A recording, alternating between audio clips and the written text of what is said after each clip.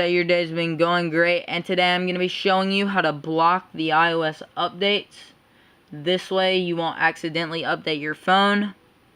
Maybe you are a future jailbreaker and you don't want to lose your jailbreak spot, or maybe you just find these updates and the reminders to update extremely annoying. Either way, they're both great reasons to block the updates, because you can always update through iTunes, which is always a safer option and a cleaner update process. But other than that, of course, as usual, the links for this video and the websites used will always be included in the description below. So make sure that you check that out. So go ahead and click the first link in the description, and that is going to launch you to a website that looks like this. Now you'll notice that there is a lot of profiles here, which I will be doing future videos on.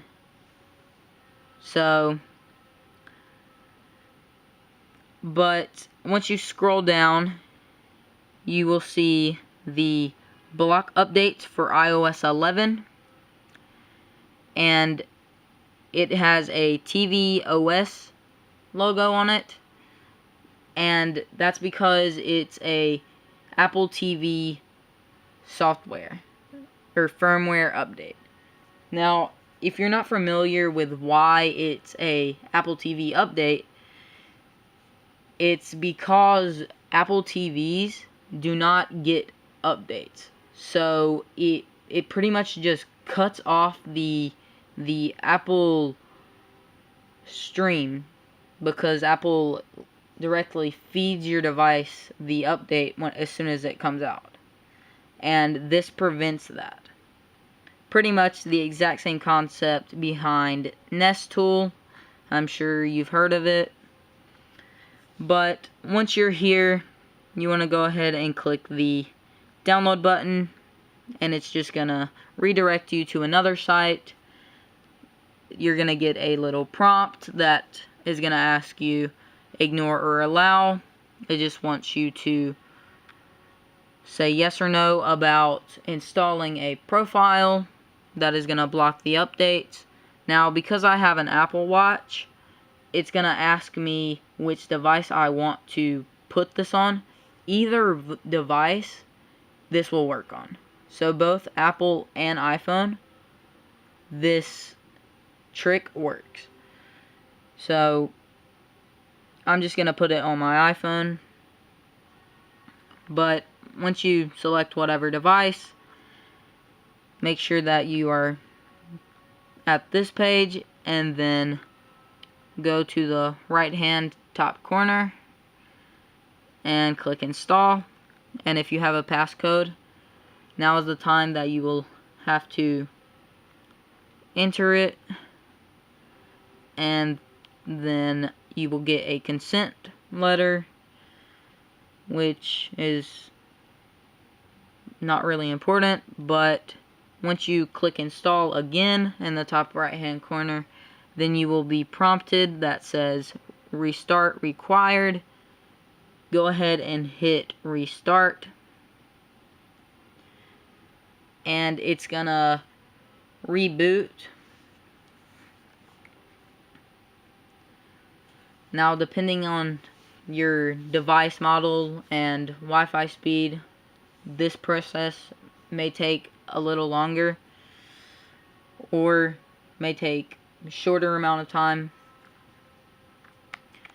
It just really varies, but pretty much once your device is completely booted back up, all you have to do is launch settings and make your way over to software update in the general section of the settings, and you will notice that you no longer have the update. as you will see in a couple seconds. And make sure that you check out my other socials like Facebook and Twitter. You will get updates there as well. Now, once your device has completely booted back up, go ahead and launch settings. Scroll down, click on General, Software Update. And as you will notice, it's taking a lot longer to check for an update than it usually would. And then in a couple seconds, it will say no update found or your device is up to date.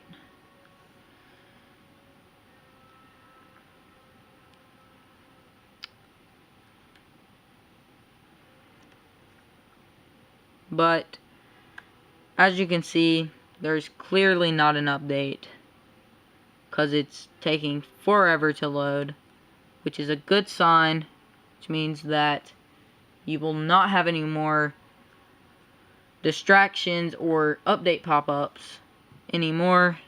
So that's great news. And as you can see, I am still on iOS 11.3.1. And we can go ahead and check the update again, and you can see it says iOS 11.3.1. Your software is up to date. I hope that you liked this video, and if you did, make sure that you subscribe, comment, and like, and as always, peace out.